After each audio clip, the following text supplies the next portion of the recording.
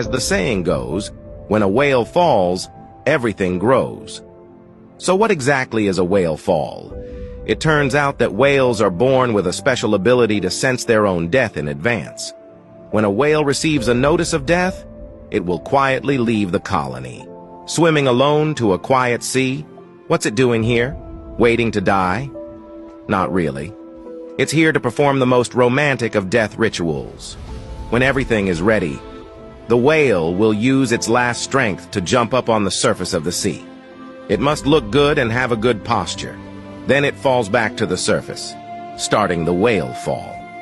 At the moment when the whale makes its last impressive move and falls back into the sea, the whale closes its eyes and stops breathing.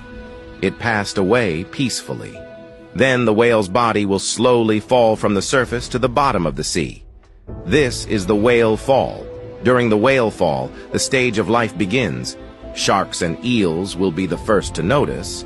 So when the carcass sinks, they rush in to eat it. Why don't they just grab it? Because the whale is so big. It would take months for them to eat it all together. There's no need to grab it. When the carcass hits the bottom, the crustaceans come in. They feed on the proteins and organic matter in the whale's body.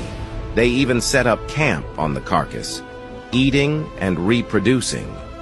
They stay for 2 years, until all that's left is a skeleton. At this point, it's time for the anaerobic bacteria to make their appearance. They'll burrow into the bones and break down the lipids inside, producing hydrogen sulfide that smells like rotten eggs. And that's not all.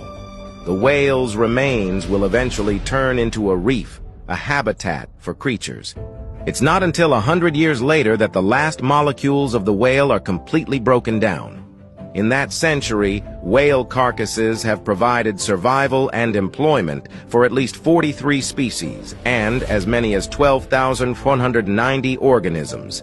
A veritable one whale falls and all things live.